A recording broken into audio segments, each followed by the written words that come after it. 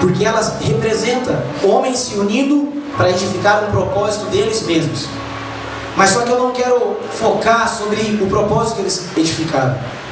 O versículo 1 diz que em todo mundo havia uma mesma linguagem e uma única maneira de falar.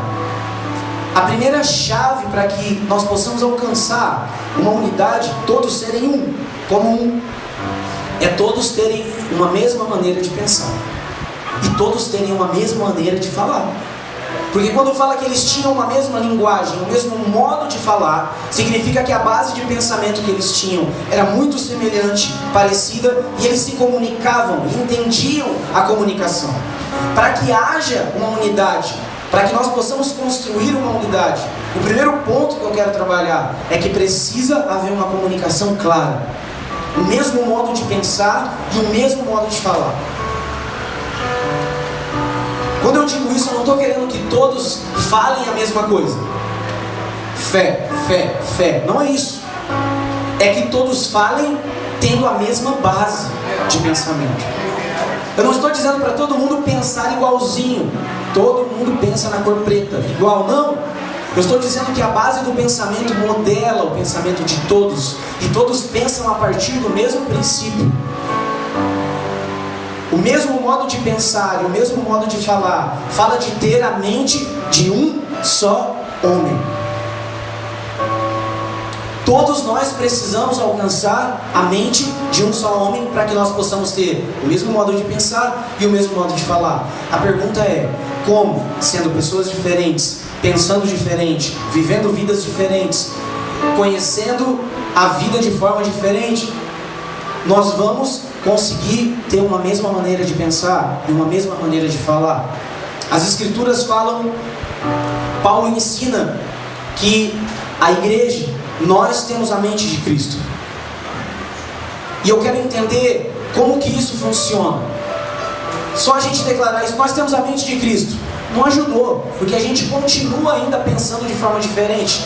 E por quê? Abra sua Bíblia em 1 Coríntios 2,14. 1 Coríntios capítulo 2, versículo 14.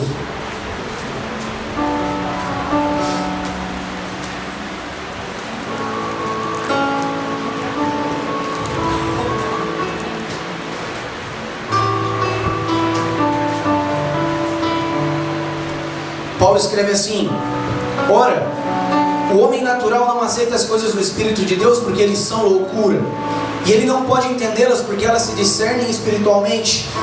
Porém o homem espiritual julga todas as coisas, mas ele mesmo não é julgado por ninguém.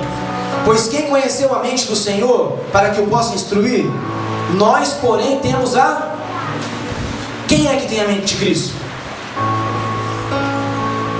Quem é esse nós? Paulo fala do homem natural e do homem... Quem é que tem a mente de Cristo? Homens espirituais. Aqui a gente tem um problema também. A gente acha que ser espiritual é ser místico, é falar coisa complicada, é orar na hora que você tem que trabalhar, e trabalhar na hora que você tem que orar. A gente acha que espiritual é um protótipo que foi criado para nós, de pessoas espirituais. Nós temos que orar, orações vazias muitas vezes, mas ora, como se aquilo fosse responder essa demanda. Homem espiritual não acontece assim em fast food. Nós não podemos só terminar essa reunião e falar: Senhor, nos faça homens espirituais. Não dá. Para se formar homens espirituais, precisa treinar práticas espirituais. Fala para a pessoa que está do teu lado. Para que nós possamos ser espirituais, nós vamos precisar treinar, ter práticas espirituais. Não vai dar para nós nos tornarmos espirituais, entendeu? E se nós não tornarmos espirituais, nós não vamos ser a mente de Cristo. Nós nunca vamos ser um. Deu para entender por causa que a dificuldade que a gente tem de se unir e de ser todos como um só? Todos como quem? Todos como Cristo. Ele é um. Todos como Ele. Mas para ser todos como Ele, Ele é espiritual. Ele é um homem que discerne todas as coisas. Ele não é alguém que é levado pelas paixões. Mas nós somos. Como nós vamos trabalhar com esse entendimento, com esse coração, isso que está dentro de nós. Vamos abrir em Filipenses 2, versículos de 1 a 8. Nós vamos andar um pouquinho aqui, tá? Filipenses 2, de 1 a 8. Até que a gente consiga construir a base desse pensamento.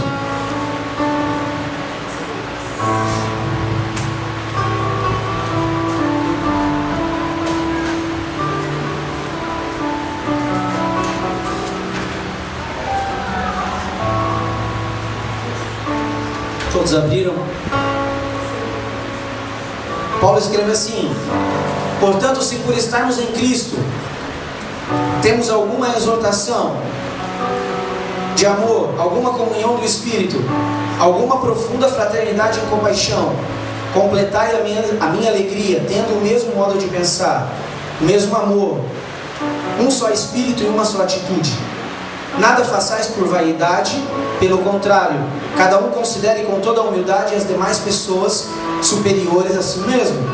Cada um zele não apenas pelos seus próprios interesses, mas igualmente pelos interesses dos outros. Vamos parar aqui.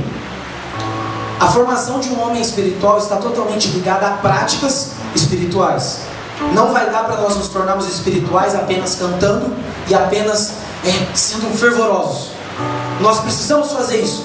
Nós precisamos nos reunir, ser fervorosos, ter devoção, mas nós não vamos desenvolver um homem espiritual apenas orando. Isso é importante você entender. Se você fizer muito jejum, você não vai ser alguém espiritual. Não é assim. Nós vamos ser pessoas espirituais quando nós começarmos a praticar coisas simples. E é o que Paulo está construindo aqui. Se você tem alguma exortação em Cristo, sabe o que é exortar? Não é corrigir, não.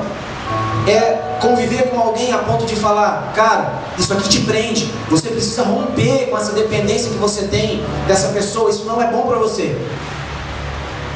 Você encoraja essa pessoa a se livrar disso. Querido, sabe essa mágoa que você tem da sua mãe, dessa pessoa que te magoou, dessa ex-namorada? Você não pode mais continuar a caminhada em Cristo tendo isso. Você precisa jogar isso fora, cara. É quando nós começarmos a se importar com o outro, a ponto de dar o nosso ouvido e a ponto de se expor a nossa verdade para ele, para que ele seja liberto. Porque se nós não fizermos isso, nós nunca vamos aliar as pessoas a serem espirituais. Elas vão ser sempre pessoas que mentem, que têm vergonha de falar o que sentem, que têm vergonha de falar que se ofenderam, que se sentiu menosprezado quando você não cumprimentou ela. A verdade nunca vai ser a base do nosso funcionamento. E nós nunca vamos se tornar verdadeiros adoradores, porque a nossa adoração sempre vai estar baseada nessa falsidade. Não está baseada em práticas do Espírito. Eu costumo dizer, sabe por que a gente não fala muitas vezes com as pessoas aquilo que elas precisam? Porque a gente não quer se comprometer. Porque se eu falar com ela, ela vai falar comigo também. E agora eu sou responsável por aquilo. Você já conversou com alguém que expôs um monte de coisa da vida dela para você? É ou não é assim? Você estava num lugar, você começa a conversar com a pessoa começa a falar com você, daqui a pouco ela está conversando com você de novo. É como se você tivesse se responsabilizado pelos problemas dela. E é por isso que a gente não gosta de ouvir e muito menos falar, porque a gente não quer se comprometer e nem se envolver com o outro. E isso não é unidade, isso não é corpo de Cristo. A primeira prática que nós precisamos resgatar é encorajar as pessoas, exortar as pessoas em Cristo. Eu estou falando isso não é porque eu não fui com a sua cara, é porque eu sei que você precisa romper com isso, meu querido. É você encontrar irmãos que você sempre vê triste, triste, triste toda vez. Fala, querido, você não pode mais andar assim. Por que você sempre está triste? Eu sempre estou triste porque eu estou com emprego, eu ganho pouco. Cara, então vamos procurar um emprego para você ganhar melhor. Você não pode viver assim. Ou você se contenta com o pouco que você tem, ou a gente vai achar outra solução. Agora o problema é que a gente decide viver com esses fatos uns dos outros, mas nunca quer resolver. E é por isso que nós não conseguimos ter a mente de Cristo, porque as práticas que nós temos não são espirituais. O segundo ato que Paulo fala, se existe alguma consolação de amor. Sabe aquela questão de dar o ombro? Isso fala de amor, de se importar, de ligar para alguém, falar, cara, como que você está? Sabe que a pessoa está passando por um momento difícil. Consolar em amor. Eu quero dizer para você que isso não vai durar a vida inteira não, cara. Eu estou com você nesse período que você precisar, se você precisar chorar, se você quiser falar mal de Deus, eu vou querer te ouvir. Eu não vou estourar com você. Sabe, eu quero consolar você para que você entenda que o Pai está cuidando de você mesmo nesse momento. Isso é a prática de um homem espiritual, porque para você ouvir o pecado de outro, para você consolar alguém, você tem que ter sido consolado por Deus. Para você pastorear alguém, você tem que ter sido pastoreado. Entende? Para você aconselhar, você precisa ser pessoa que recebe conselho. E por isso que a gente não faz para o outro, porque a gente não quer que ninguém faça conosco. Sabe por que eu não exorto ninguém, eu não consolo ninguém? Porque eu não quero que ninguém enche meu saco, ninguém venha falar dos meus defeitos. Isso é nítido, está na tua cara. Como você não expõe nada para ninguém, ninguém chega em você, porque tem medo de você. Isso é misterioso. E é assim que a gente se torna. Agora vamos unir. Não vai unir nada. Cristo nunca vai se unir com esse tipo de atitude. Agora, quando nós começamos a trabalhar na igreja, exortar, consolar, e seguindo o que Paulo fala, alguma comunhão do Espírito. Fui com a tua cara, gostei de você, seu nome é Lucas. Pô, cara, tamo junto, hein? Aí com o outro ali eu não curti não, a barba do rapaz ali, meio grande. A comunhão não é pela aparência, não é pelo aquilo que a gente fala que é legal, cara. A comunhão é pelo Espírito. É eu olhar para você e falar: o Pai te ama, você é meu irmão, não te conheço, mas eu quero que você vai, cara, e corra a carreira de Deus. Eu quero que você conquiste coisas mais do que eu. Eu quero assumir um compromisso de orar por você. Não é porque você vai dar alguma coisa para mim, é porque eu entendi agora que nós somos irmãos mesmo. Essa atitude fala de uma comunhão dada pelo Espírito, não é produzida pelo homem. É te olhar e reconhecer o Espírito de alguém que busca Deus também. De olhar para alguém e sentir compaixão. E é o Espírito que gera isso. Isso é atitude de pessoas espirituais. Porque eu não estou me importando com quem eu sou. Eu estou olhando para alguém e vendo que o Espírito quer que eu compartilhe com ele aquilo que eu tenho. E porque eu recebi de graça, eu dou de graça. E quanto mais eu dou, mais eu recebo. Isso é a prática de um homem espiritual. E por último, Paulo fala: se você tiver também afetos e misericórdias, também faça isso. Abrace as pessoas, invista amor nelas. Se nós estamos falando que nós queremos ser todos como um, como que você não consegue abraçar ninguém? Como que você não consegue olhar para ninguém e falar: cara, eu te amo? Ou eu não consigo te amar, mas eu quero te amar, velho. Eu tenho um problema com você, mas eu quero te amar agora. Se você tiver algum afeto, não guarda para você não, compartilha. Porque o afeto gera afeto, o amor gera amor, um sorriso gera outro, um ato de gentileza gera outro. E é assim com a gente também no corpo de Cristo. Todo mundo carrancudo, fechado, não fala nada, ninguém faz nada por você mesmo, cara. Mas muda, bota um sorriso na cara, olha para aquela pessoa que você não vai com a cara e chega e abraça ela e fala: cara, que saudade de você. Pô, eu tô mentindo. Você não tá, você tá falando para você que aquele sentimento não vai te dominar. Nem sempre é falsidade, não. A gente tem que lutar contra essas coisas. Eu não fui com a cara de fulano, eu não vou com a cara de muita gente também. Mas só que se eu for por mim, cara, eu estou enrolado. Eu preciso olhar como Cristo vê. E ele fala: se vocês tiverem afetos e misericórdias, olhar de compaixão, olhar para alguém e não achar que ela não precisa de nada, mas investigar o Espírito. Espírito, o que essa pessoa precisa? Eu olho para ela e não vejo que ela precisa de nada, eu acho que está tudo bem com ela. Mas eu quero que você me fale algo que ela precisa, que eu quero abençoar ela, eu quero orar por ela. Quando você começar a desejar mais para o outro do que para você, é o primeiro sinal de que você está se tornando uma pessoa espiritual. Enquanto você está orando: Deus abençoa, me dá clareza do meu ministério, do meu chamado, para onde eu vou, do meu lugar na comunidade, o que eu tenho que fazer, isso não vai funcionar, cara. As práticas espirituais geram uma realidade espiritual no ambiente. Sabe qual é a realidade? É o que Paulo fala. Se nós praticarmos isso, sabe o ambiente que nós vivemos, sabe como vai ser? Nós vamos ter o mesmo modo de pensar, todos. Porque todos pensam primeiro no outro antes de si. Nós vamos ter o mesmo amor, porque todos pensam em dar, distribuir. Cara, tá aqui, ó, eu tenho, tá me sobrando. Às vezes a gente escuta uma coisa, uma história, algo que a pessoa quer, é uma bobagem do irmão. Pô, cara, você vai ver numa loja um boné 50 pontos, só que você está apertado. Se você tem, por que você não pode dividir? Porque você vai falar pro cara que ele não precisa trabalhar? E daí? Dá um presente de irmão. Por que você não pode satisfazer alguém? Porque você tem que usar os 50 reais para você. E é por isso que a gente quebra a aliança com Cristo, porque isso não é unidade. Isso nunca foi unidade. Isso é individualismo, é egoísmo nosso. E a realidade de onde nós vivemos não tem a mesma medida de amor. Por quê? Porque nós não estamos pensando com a mente de Cristo. O amor de Cristo fala de dar, cara. Essa foi a primeira intenção dele. Ele amou de tal maneira que deu. Essa é a expressão do amor de Deus. Se nós temos práticas espirituais, nós somos um povo unido de alma. Tem muita gente que olha, né, o vídeo e fala, isso é sentimentalismo, hein? Nós precisamos ser sentimentais. Nós precisamos, quando todos começarem a se alegrar, ninguém pode ficar sem se alegrar.